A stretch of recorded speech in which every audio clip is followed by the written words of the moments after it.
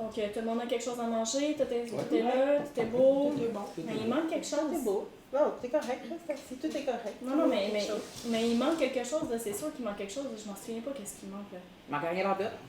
Regarde. Il y a plein de nourriture, on n'est pas 100 000. Tout est beau, tu peux manger, là. OK. Vous êtes sûr, là? Oui. Tout est parfait. Tout est super. Mange avec nous. Des buzz qui mangent, là, ça va bien. Comment ça va, toi? Ouais, ça va pas super bien, là.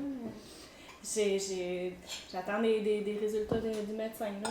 Tu sais, j'ai des maux de ventre, là. Ça fait des mois que j'ai des maux de ventre. Fait que je vais voir plein de médecins. Mon médecin qui m'a envoyé un autre médecin, que j'ai fait des échographies, puis là, j'ai pas de résultats, puis tu sais, ça bouge pas. Fait que c'est ça, mais j'ai tout le temps mal au ventre. Là. Ben, c'est sûr. T'es comme jamais stressé ou presque. Fait que t'as mal au ventre. C'est pas un médecin que ça te prend, c'est un calmeur de nerfs. T'es trop stressé, puis ça, ben, ça te donne mal au ventre. Je suis pas stressée. Calme-toi.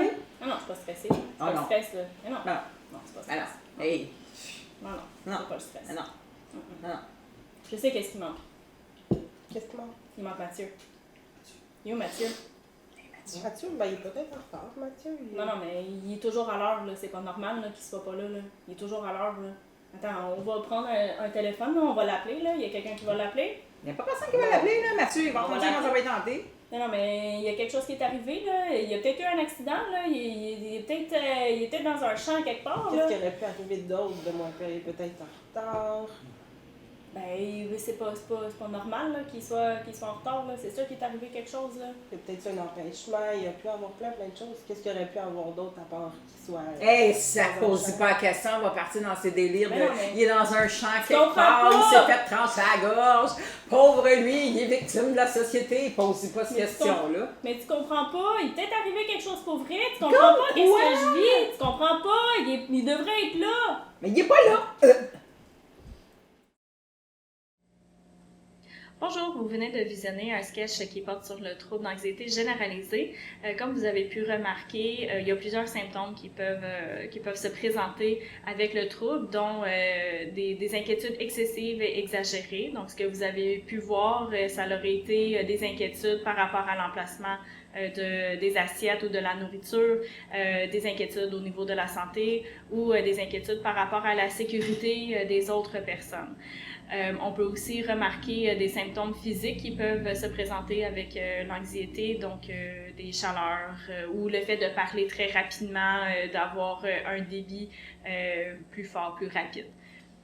Donc, voilà pour les symptômes. Il y a eu plusieurs types d'interventions qui ont été faits au travers du sketch. Lesquels ont nuit, tu crois, à la personne? Je crois que ce qui nuit principalement, c'est au niveau des mauvais...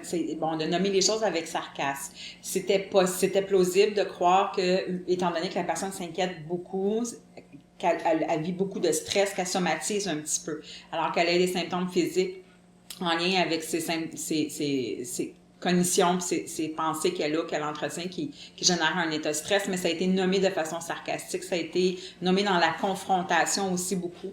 Il y a eu des propos du genre « calme-toi », il y a eu des propos du genre « t'exagères », il y a eu une dramatisation, hein. Ben oui, c'est ça, il s'est fait, il est en train de se faire égorger, fait qu'on amplifie la situation, ce qui pourrait avoir un impact négatif. Alors, à mon avis, ça faisait partie des interventions qui étaient nuisibles. Je te renvoie la balle dans les interventions positives qui étaient aidantes selon toi. Qu'est-ce que t'as fait qui était aidant? En fait, premièrement, j'ai utilisé un ton de voix calme, apaisant. Donc, juste ça permet à la personne de réduire un petit peu le stress. Je l'ai écouté. J'ai pas rabaissé son avis, j'ai pas rabaissé son inquiétude versus la mauvaise intervention. Je lui ai demandé aussi qu'est-ce qui aurait pu arriver d'autre qui est moins pire parce qu'on a vu la gradation qui était très rapide.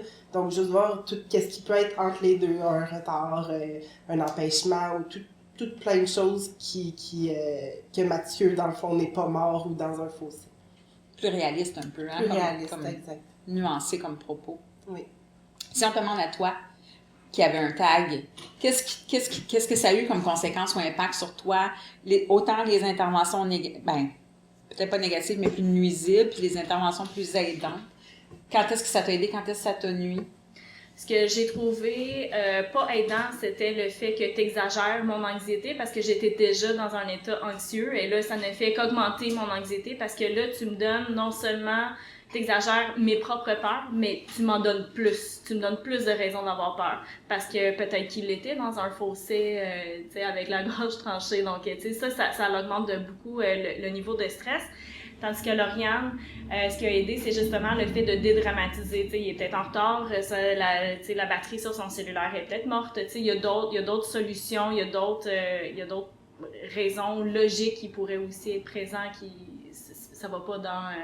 que ça me calme au niveau de mon anxiété.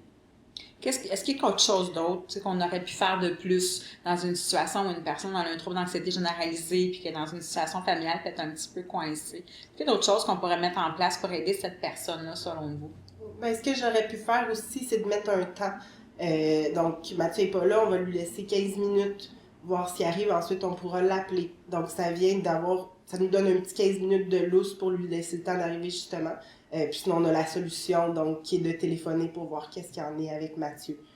Là, on avait la même chose, excuse-moi, au niveau de l'état de santé aussi, où elle s'inquiétait, on aurait pu proposer, par exemple, d'aller faire un bilan de santé et d'envisager les deux avenues. Fait que si jamais le médecin se rend compte qu'il n'y a rien, finalement, qu'est-ce que tu vas mettre en place pour apprendre à calmer un peu tes pensées, comment tu vas calmer l'agitation mentale pour réduire un peu les symptômes physiques, parce que là, il y aurait une preuve qu'il y a un symptôme. Parfois, les gens, quand ils ont de l'anxiété ou qu'ils se font des scénarios, puis ils ont tendance à dramatiser facilement, ils ont souvent tendance à avoir besoin d'être appuyés sur un fait pour faire « OK, ça se peut que c'est pas ça, ça se peut que ça soit ça. » Fait. Et avec le délai de temps pour appeler Mathieu, ça fait que j'ai besoin de me gérer pour 15 minutes ou pour un certain temps, mais que j'ai pas besoin de vivre avec cette anxiété-là. Il va y avoir une limite à ce mal de vivre-là. Tout à fait. Ouais. Voilà, si vous avez besoin de plus d'informations, je vous invite à contacter l'Accolade Santé mentale, dont les coordonnées apparaîtront